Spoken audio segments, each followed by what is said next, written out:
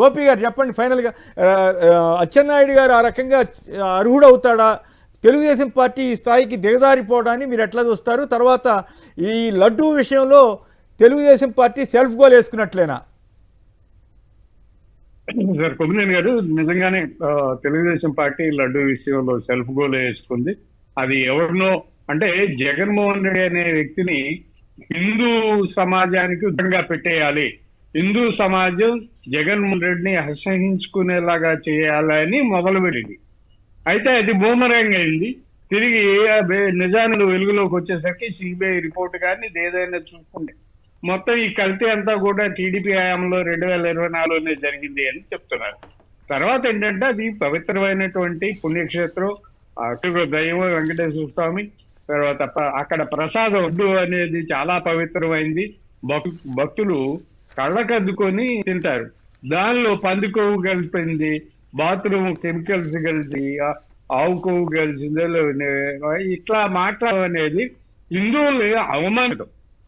వాళ్ళేదో ఇవన్నీ కూడా ఇవన్నిటి వల్ల ఇలాంటి ఆరోపణలు చేస్తే హిందూ సమాజం అంతా జగన్ రెడ్డిని వ్యతిరేకిస్తుంది అనుకోరు. కానీ ఇలాంటి ఆరోపణలు చేసి హిందూ సమాజాన్ని వాళ్ళు అవమానించారు. హిందూ భక్తుల విశ్వాసాలను వాళ్ళు అవమానించారు. అది మొదటి అంశం. ఇక రెండోది అచ్చెన్నాయుడు నిజంగా కులాలు మతాల ప్రస్తావన తీసుకురావటం, చైర్మన్ కులాన్ని మతాన్ని ఆయన ప్రస్తావించడం అయితే చాలా దుర్మార్గం. నిజంగా వీళ్ళెవరూ కూడా అధికారంలో కొనసాగడానికి అర్హులు గారు. అయితే ఆంధ్రప్రదేశ్లో ఏంటంటే భారత రాజ్యాంగం ఏదైతే సెక్యులర్ రాజ్యాంగం అని ప్రకటించే రాజ్యాంగం ఉందో ఆ రాజ్యాంగం ఇప్పుడు ఆంధ్రప్రదేశ్ లో నడవడం. ఇక్కడ నడుస్తున్నదల్లా కేవలం రెడ్ బుక్ రాజ్యాంగం. ఈ రెడ్ బుక్ లో ఏముంటే అది పాటిస్తున్నారు. రాష్ట్రంలో పోలీస్ శాఖ కానీ పొలిటీషియన్స్ కానీ మొత్తం కూడా రెడ్ బుక్ ని ఫాలో అవుతూ పెడుతున్నారు. కాబట్టి ఒక మంత్రి కౌన్సిల్ చైర్మన్ ఉద్దేశించి మత ప్రస్తావన చేయడం అనేది వీళ్ళకి మారి చెల్లింది. దీన్ని అయితే ప్రజలు ఇలాంటి వ్యాఖ్యలు ప్రజలు అంగీకరిస్తారని నేనైతే అనుకోవడం లేదు. ఖచ్చితంగా ప్రజలు వ్యతిరేకిస్తారు, ప్రజలు అసహించుకుంటున్నారు కూడా. సో అంటే ఎంత దిగజారిపోయి అంటే వీళ్ళు ఎవరికో చేయాలని చేసిన దాంట్లో వీళ్ళే గోతులు పడిపోయారు. ఆ గోతులు తగిన గోతు పడేయడం కోసం తగిన గోతులు వీళ్ళు పడిపోయారు. ఇప్పుడు అయితే ప్రజలు గమనిస్తున్నది ముఖ్యంగా హిందూ భక్తులు లడ్డు గురించి టీడీపీ నాయకులు జనసేన నాయకులు వ్యాఖ్యలు చేసిన ప్రతిసారి హిందూ భక్తులు మనసులు చాలా నొచ్చుకుంటున్నాయి, వాళ్ళు చాలా బాధపడుతున్నారు. హిందూ భక్తులు కూడా తాము చాలా గౌరవంగా విశ్వాసాలతో స్వీకరించే ప్రసాదంలో చెప్పండి. ఇదే టైంలో తెలుగుదేశం పార్టీతో పాటు తెలుగుదేశం మీడియా అంటే ఒకప్పుడు ఇండిపెండెంట్ మీడియా అని చెప్పుకుని సంకలేసినటువంటి మీడియా చూడండి మొత్తం అసలు ఎక్కడ మండల చైర్మన్కి జరిగిన అవమానం గురించి కానీ వీళ్ళు చేసిన వ్యాఖ్యల మీద కానీ వాళ్ళు చూపించిన ఆధారాల గురించి రాయకుండా లడ్డూపై రచ్చ కల్తీ అంశం వదిలేసి వైసీపీ వేరే విషయాలు ప్రస్తావించడంపై టీడీపీ ఫైర్ అని ఆంధ్రజ్యోతి వాళ్ళు రాసుకున్నారు. సో అట్లాగే జగన్ మీదేమో సమాజానికి కక్ష కట్టారని చెప్పి వాళ్ళు రాశారు. సో ఎందుకు ఈ రెండు పత్రికలు ఇంత దారుణంగా తెలుగుదేశం పార్టీ దిగజారిపోయినదనే విమర్శత వస్తుంటే వీళ్ళు అంతకంటే ఘోరంగా దిగజారిపోయినట్టు అనిపించట్లేదా? ఒక పాత్రికేయుడిగా మీరు ఎట్లా చూస్తారు దాన్ని? సార్ పాత్రికేయుడిగా అంటే జర్నలిస్ట్గా నేను దాదాపు 37 సంవత్సరాలు పనిచేశాను. చాలా వివిధ పత్రికల్లో పనిచేశాను. కానీ తెలుగుదేశం ఆంధ్రప్రదేశ్లో తెలుగు జర్నలిజం భయంకరంగా దిగజారిపోయింది. అవేమి ఇండిపెండెంట్ పత్రికలు కావు, అవి తెలుగుదేశం పత్రికలే అనేది చాలా స్పష్టంగా చెప్పుకుంటున్నాయి, ప్రకటించుకున్నాయి. తెలుగు కూడా సాక్షిన ఓకే వైఎస్ పత్రిక, ఈనాడు ఆంధ్రజ్యోతి టీడీ పత్రికలు అని మాట్లాడేస్తున్నారు. అంటే అంతకు మించి సాక్షి వరకు అయితే వాళ్ళు ఫోటో వేసుకుంటున్నారు, వాళ్ళు క్లెయిమ్ చేసుకుంటున్నారు. కాబట్టి మనం వాళ్ళు జనాన్ని మోసం చేసే ప్రయత్నంగా అనిపించట్లేదా? అదే ఇప్పుడు ప్రజాశక్తి ఉందండి, సిపిఎంది, విశాలాంధ్ర ఉంది, సిపిఐ, అలాగే సాడి ఉంది, వైఎస్ఆర్సిపి. ఈనాడు ఆంధ్రజ్యోతి ఏంటి మరి వేసుకోండి, ఎన్టీఆర్ బొమ్మ లేకపోతే చంద్రబాబు బొమ్మ లేకపోతే టీడీపీ అధికార ముద్రిక ఏదో వేసుకోండి, ఆ బస్సుకొని రాసుకోండి, మీ ఇష్టం, ఎవరు మాట్లాడరు. కానీ ఇండిపెండెంట్ పత్రికలు అని చెప్పుకుంటూ వాళ్ళని రాయడం అనేది చాలా వక్రీకరించడం చాలా దుర్మార్గం. వాళ్ళు దారుణంగా.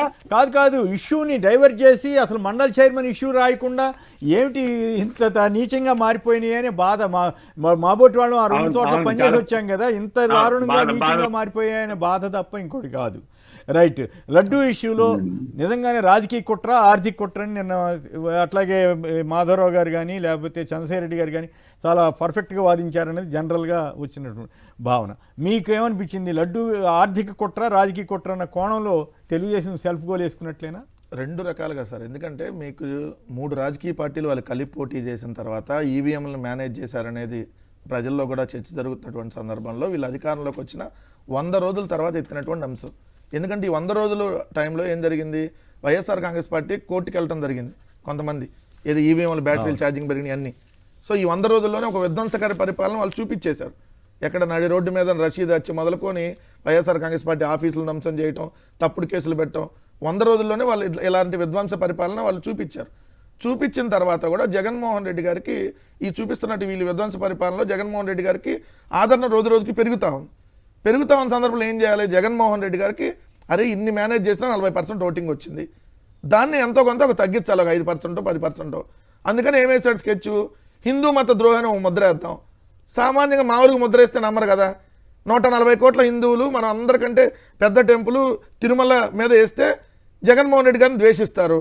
దానికి ఒక పక్కా స్కెచ్ చేసి ఏదైతే వేసినటువంటిది దానిలో ఇప్పుడు చంద్రబాబు నాయుడు గారు ఇరుక్కుపోయాడు. ఎందుకని ఆ దేవదేవుడితో దేవుడి మీద పాపాలు వేయాలని చూస్తే ఇలా పాపాలన్నీ బయటకు వస్తాయి కదా. సో రెండోది ఏంటంటే దీని వెనక ఇంకో ఆర్థిక కుట్ర. మిగిలిన డైరీలన్నింటినీ పిచ్చి డైరీలు అనేసి వీళ్ళ సంఘం డైరీ వైష్ణవితో టైఅప్ అయిపోయి, లేదంటే హెరిటేజ్ ఇందాపూర్తో టైఅప్ అయిపోయి సంఘం సప్లై చేసిద్ది, హెరిటేజ్ సప్లై చేయదు డైరెక్ట్గా. ఏదైతే ఇందాపూర్ సప్లై చేసేది, హెరిటేజ్ సప్లై చేయదు. వైష్ణవి సప్లై చేసేది మొన్నటి దాకా, ఇప్పుడు వైష్ణవిని తీశారు, సంఘం డైరెక్ట్గా వెళ్తుంది. కానీ ఆ నెయ్యి ఎక్కడిది, వైష్ణవి నెయ్యి. వైష్ణవి నెయ్యి సంఘం ద్వారా వస్తుంది. సో ఆర్థిక ప్రయోజనాలు, ఎందుకు ఇతనికి మంత్రి పదవులు ఇచ్చేది లేదు కాబట్టి ఈ విధంగా ఆర్థిక ప్రయోజనాలు సంఘానికి అసలు బాగుపాలే లేవు అని. సార్ నేను గుంటూరు జిల్లా సార్, మా ఊరికి వచ్చి తీసుకెళ్తారు, ఒక ఆవు ఉండదు మా దగ్గర, అక్కడ అన్ని గేదె పాలే. గుంటూరు ఆవు నెయ్యి అయితే వస్తుంది, ఆవు నెయ్యి గేదె పాల నుంచి వాళ్ళు చెబుతుందే కదా, ఆవు లేదు నెయ్యి లేదు, మళ్ళీ ఆవు నెయ్యి ఇచ్చింది సంఘం డైరీ. సంఘం డైరీ దగ్గర ఆవులు లేవు, ఇందాపూర్ డైరీ దగ్గర ఆవులు లేవు, ఏదంటే బోలేబాబా దగ్గర ఆవులు లేవు. వీళ్ళు చెప్పినాయి ఎవరి దగ్గర ఆవులు ఉండవు సార్, అన్ని ఊర్ల దగ్గర సేకరిస్తారు. కానీ అసలు గుంటూరు, కృష్ణ, ప్రకాశం దగ్గర అసలు ఆవులు లేవు. మరి ఎక్కడి నుంచి సేకరిస్తున్నారు, వైష్ణవి దగ్గర సేకరిస్తున్నారు. సో వైష్ణవి డైరీకి సంఘం డైరీ సప్లై చేస్తుంది, సంఘం డైరీ డైరెక్ట్గా టీటీడీకి సప్లై చేస్తుంది. వైష్ణవి నెయ్యిని త్రూ సంఘం ద్వారా టీటీడీకి. సో ఇందాపూర్ నెయ్యిని, అదే హెరిటేజ్ నెయ్యిని ఇందాపూర్ ద్వారా త్రూ టీటీడీకి. అంటే ఆర్థిక ప్రయోజనాలు 350 నుంచి 650 చేసామనుకోండి, 320 నుంచి డబల్ రేట్ కదా. సో మరి రెండు రాజకీయ ప్రయోజనాల కోసం దెబ్బ వేయాలని చూశారు, వాళ్ళు దెబ్బ అయిపోయారు. ఆర్థిక ప్రయోజనాలు వస్తాయని ఆశించారు, మొత్తం హెరిటేజ్ షేర్లు డౌన్ అయిపోయిన పరిస్థితి అసలు నిజాలు బయటకు వచ్చేటప్పటికి. సో నేను మళ్ళీ ఒకసారి దొరికిపోయారు. దాని తోడు ఈ ప్రత్యేకించి ఈ గవర్నమెంట్ టైంలోనే ఈ కల్తీ జరిగి ఉంటే ఈ గవర్నమెంట్ టైంలోనే జరిగిందన్న వాదనని వెంటనే 5 ఏళ్ళ గురించి చెప్పండి, 5 ఏళ్ళ గురించే మాట్లాడి ఇవి మాట్లాడొద్దని అంటారేంటి సార్? క్లియర్గా ఏఆర్ డైరీ అనేది మొట్టమొదటి సప్లై చేసింది జూన్ 12వ తారీఖున, తర్వాత జూన్ 20వ తారీఖు, తర్వాత జూన్ 25, తర్వాత జూలై 4. అవన్నీ ఓకే అని ఈ గవర్నమెంట్ వచ్చినాక 2024 చంద్రబాబు నాయుడు గారు ముఖ్యమంత్రిగా ప్రమాణ స్వీకారం చేసి మొట్టమొదటి రోజు సప్లై చేసింది. తర్వాత జూలై 6 రిజెక్ట్ అయింది, జూలై 12 రిజెక్ట్ అయింది. ఈ జూలై 6, జూలై 12 రిజెక్ట్ అయింది దాన్ని 4/8/2024న, 16/8/2024లో, 19/8/2024 అంటే ఆగస్ట్ నెలలో మళ్ళీ సప్లై చేశారు వైష్ణవి ద్వారా. మరి కల్తీ నెయ్యి రిజెక్ట్ చేసిన దాన్ని అదే కల్తీ నెయ్యిని వైష్ణవి డైరీ ద్వారా సప్లై చేసి వాడారు. మరి నేరం ఎవరిది? ఫస్ట్ది ఈఓ శ్యామలరావు, అందుకని దేవుడు అక్కడి నుంచి పంపించేశాడు. రెండోది 16 సంవత్సరాలుగా వైఎస్ఆర్ కాంగ్రెస్ పార్టీ మీద, వైఎస్ఆర్ మీద ముద్ర వేశారు. ఏమని? ఏదైతే 7 కొండల జీవం తీసేస్తా అన్నాడు అని చెప్పి 2 కొండలే అన్నాడు. ఇప్పుడు ఆ వీడియో బయటకు వచ్చింది, దేవుడు మహిమే.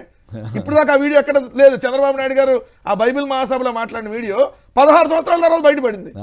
2 పాయింట్. రాజశేఖర రెడ్డి గారు జీవో ఇచ్చిన విషయం కూడా అందరికీ జనానికి తెలిసింది. రాజశేఖర రెడ్డి గారు 746, 747 జీవోలు ఇచ్చింది, దాన్ని రద్దు చేస్తా అన్న చంద్రబాబు నాయుడు గారి బయటకు వచ్చింది. 2. మూడోది వచ్చేటప్పటికి హెరిటేజ్ కి ఇందాపూర్కి ఉన్న బంధం బయటకు వచ్చింది. 4వది వచ్చేటప్పటికి ఈరోజు క్లియర్గా ఏదైతే వాళ్ళ షేర్లకు ఒకటి పడిపోవటం ఒక అంశం వచ్చేటప్పటికి, ఇంకొక అంశం మనం కీలకంగా ఇక్కడ గమనించాల్సింది ఏంటంటే హిందూ మతానికి ఎలా చంద్రబాబు నాయుడు గారు ద్రోహం చేస్తున్నారనేటువంటి అంశాన్ని ఆ టీటీడీ చైర్మన్ రూపంలో, ఇదిగోండి వాళ్ళకి 30 సంవత్సరాలుగా బంధం ఉంది, ఎవరికైనా తెలుసా కొమ్మనేని గారు? ఇందాపూర్కి హెరిటేజ్ ఉన్న బంధం వెబ్సైట్లో ఎప్పుడో ఉంది, మరి ఎట్టొచ్చింది బయటకు ఇప్పుడు? అంటే దేవుడు ఎవరో ఒకరి ద్వారా దాన్ని బయట పెట్టించాడు. ఇప్పుడు ఇందులేఖకి ఏదైతే చైర్మన్కి ఉన్నటువంటి టీటీడీ చైర్మన్కి ఉన్న బంధం ఆమె ఫోటోల రూపంలో బయటకు వచ్చింది, వీడియోల రూపంలోనో ఫోటోల రూపంలోనో లేఖ రూపంలోనో. మరి అంతే దేవుడు మహిమే కదా అంతా. సో ఈ కీలకమైన 4 ఘట్టాలను దేవుడు వరుసగా చేస్తారు. ఇప్పటికైనా వాళ్ళు తెలుసుకోకపోతే మరిన్ని ఇలా పాపాలు అదే ఎవరు అంటే ఆ షేర్లు వాల్యూ వీటన్నిటికీ మూలం ఆయన అనవసరంగా కెలుక్కుని గందరగోళం చేసి ఆ సంస్థకి ఆయనే నష్టం చేసుకున్నాడు తప్ప వేరే ఎవ్వరికి అవకాశమే ఇవ్వలేదని జగన్ గారి మీద టార్గెట్ చేసి దేవుడిని టార్గెట్ చేశాడు. దేవుడు వీళ్ళ పాపాలకు కూడా బయట పెడతా ఉన్నాడు. రైట్. జయప్రకాష్ గారు విజయవాడ నుంచి. జయప్రకాష్ గారు నమస్కారం, మాట్లాడండి సంక్షిప్తంగా. నమస్కారం అండి. నమస్కారం. ఇది క్లియర్ గా ఆర్థిక కుట్రండి. ఆర్థిక కుట్ర అంతే. ఎందుకంటే ఆయన 2 చేద్దాం అనుకుని బొక్కబొర్లా పడ్డాడు. చాలా మందికి వెంకటేశ్వర స్వామి భక్తి పెరిగిపోయింది, ఎందుకంటే దేవుడు ఉన్నాడని ఇంప్రూవ్ అయిపోతుంది ఈ ఇన్సిడెంట్స్ చూసేసి అని చెప్పి చాలా మందికి ఫీలింగ్ వచ్చేస్తుంది. ఆటోమేటిక్ గా అట్లా ఒకటొకటి బయటకు వచ్చేస్తున్నాయి. అది 2 అసెంబ్లీలో నాయుడు గారు మాట్లాడింది చూస్తే లాంగ్ బ్యాక్ రూషయ్య గారు కుతూహలం గారిని దళిత మహిళ అని చెప్పి ఎట్లా ట్విస్ట్ చేశారు, అలా ట్విస్ట్ చేయడానికి ట్రై చేసి ఈయన బొక్క వల్ల పడ్డాడు. ఆయన పడలేదు, ఈయన పడ్డాడు, అంతే తేడా.